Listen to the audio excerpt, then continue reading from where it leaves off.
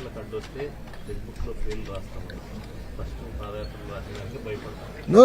ఇప్పుడు ఒక మాట చెప్తాను. అసలు కన్నగిరి నియోజకవర్గం ఒకసారి తీసుకుంటే సుమారుగా 35,000 మంది వలసలకు వెళ్తారు. 35,000 మంది ఒక నియోజకవర్గం నుంచి.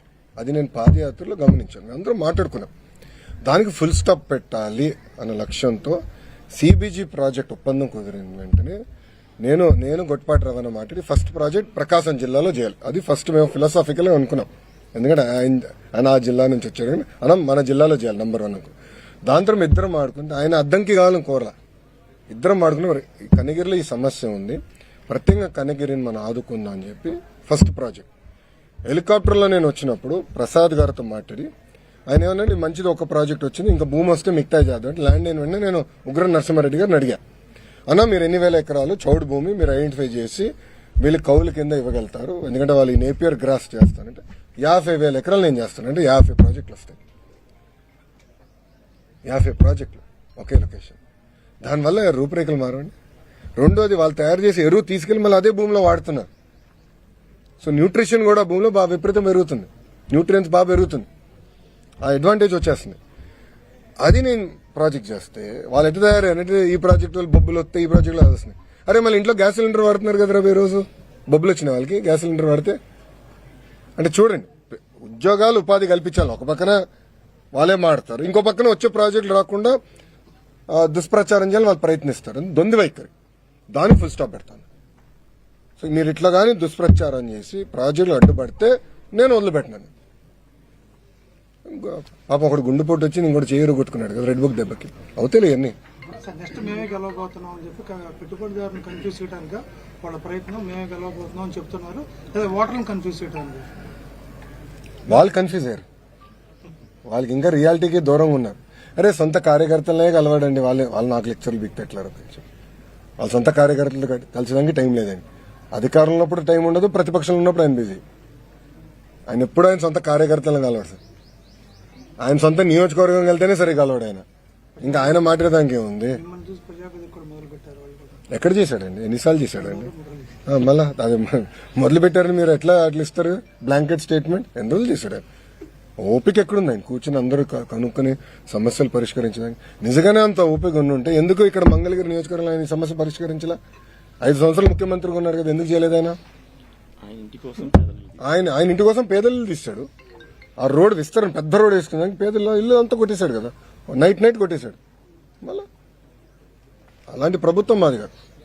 ప్రజాప్రభుత్వం, పేదలకు అండగా నిలబడే ప్రభుత్వం ఎన్డీ ప్రభుత్వం. ప్రవీణ్ మరణానికి సంబంధించి కుటుంబ సభ్యులు ప్రభుత్వ విచారణ మీద నమ్మకం వ్యక్తం చేస్తున్నా కొందరు రాజకీయ ముసుగులో దీన్ని ఒక వివాదం చేద్దామని వస్తుంది. దీన్ని ఎలా కంట్రోల్ చేస్తారు? నేను గతంలో కూడా చెప్పాను, మాతో ధీటుగా పోటీ పడలేక కుల మత ప్రాంత విభేదాలు రెచ్చగొట్టి రాజకీయ లబ్ధి పొందాలనేది వైకాపా లక్ష్యం. దాంట్లో మీకు ఎలాంటి సందేహం అవసరం లేదు. పాస్టర్ ప్రవీణ్దే కాదు, ముందు కూడా ఇలాంటి అనేక డ్రామాలు వాళ్ళు చేస్తారు. ప్రజలందరూ అప్రమత్తంగా ఉండాలి. అనేక డ్రామాలు చేస్తారు. ఇప్పుడు ప్రభుత్వం ప్రతి ఇష్యూని సీరియస్ గా తీసుకుంటుంది, దర్యాప్తు చేస్తుంది. ఒకవేళ ఎవరైనా తప్పు చేస్తే వాళ్ళు వదిలిపెట్టే ప్రసక్తి ఉండదు ఈ ప్రభుత్వంలో. ఎవరైనా ఉన్నాయి, టీడీపీ వాళ్ళు అవ్వచ్చు, వైకాపా వాళ్ళు అవ్వచ్చు, జనసేన వాళ్ళు అవ్వచ్చు, బీజేపీ వాళ్ళు అవ్వచ్చు, ఎవరిని అవ్వచ్చు. ఎవరిని వదిలిపెట్టదు, తప్పు చేస్తున్న మటుకు ఎవరిని వదిలిపెట్టదు ఈ ప్రభుత్వం. అది చాలా క్లారిటీగా లా అండ్ ఆర్డర్ విషయంలో గౌరవ ముఖ్యమంత్రి గారు చాలా క్లియర్ గా ఉంది. నిజంగా బలం అనుకొని, వాపును బలం అనుకొని, ఒళ్ళు బలిసి ఇష్టం వచ్చినట్టుగా మాట్లాడేటటువంటి ప్రయత్నం చేస్తున్నాడు. అయ్యా నారా చంద్రబాబు నాయుడు గారి కుమారులు లోకేష్ గారు, వాట్ ఈజ్ యువర్ స్థాయి? మీ స్థాయి ఏంటో ఒకసారి తెలుసుకోండి. మీరు అడ్డదారిలో కౌన్సిల్కి వచ్చారు, మంత్రి అయ్యారు, పంచాయతీరాజ్ శాఖను డీల్ చేశారు. ఎంత అపాస్పాలైందో మంత్రివర్గం, ప్రభుత్వం అందరికీ గుర్తుండే ఉంటుంది. ఆ మంత్రిగా ఉన్నప్పుడే మంగళగిరిలో పోటీ చేశారు, ఘోరంగా ఓడిపోయారు. ఘోరంగా ఓడిపోవటమే కాదు, అసలు తెలుగుదేశం అంత భయంకరంగా ఓడిపోవడానికి నారా లోకేష్ గారు కూడా ఒక కారకులు అనేటువంటి మంచి పేరు తెచ్చుకున్నారు. మళ్ళా తర్వాత మొన్న అప్పుడు 23 మంది గెలిస్తే మీరు ఓడిపోయారు. మొన్న మళ్ళా మంగళగిరిలో నిలబడ్డారు, మంచి మెజార్టీతో గెలిచారు. 164 సీట్లు కూటమికి వస్తే మీరు గెలిచారు, 23 సీట్లు తెలుగుదేశంకి వస్తే మీరు ఓడిపోయారు. దాన్ని బట్టి ఒకసారి యూ క్యాలిక్యులేట్, నీ స్థాయి ఏమిటో ఒకసారి క్యాలిక్యులేట్ చేసుకోమని మనవి చేస్తున్నా. మీరు జగన్మోహన్ రెడ్డి గారి గురించి మాట్లాడతారు. జగన్మోహన్ రెడ్డి గారి గురించి మాట్లాడటమే కాదు, ఇష్టం వచ్చినట్టుగా అన్ని పచ్చి అబద్ధాలు. మీ నాన్నకు మించిన వాడు అయిపోయావు ఆయన నువ్వు అబద్ధాలు చెప్పడంలో, నాకు అర్థం కాల. ఈ CBG, Reliance CBG compressed biogas ప్లాంట్లు ఏర్పాటు చేశారు. ఎవరు తీసుకొచ్చారు దీన్ని? మీరే తీసుకొచ్చారా? మీరు తీసుకురాలా. 2024 ఫిబ్రవరి 14న రాష్ట్ర ప్రభుత్వం, అప్పుడున్న రాష్ట్ర ప్రభుత్వం అగ్రిమెంట్ అయింది. ఈ ప్లాంట్లు ఇక్కడ తీసుకొచ్చి మొదటి దశలో 8 ప్లాంట్లను ప్రారంభించాలనే ఉద్దేశంతో అప్పుడే దీనికి అంకురార్పణ జరిగింది.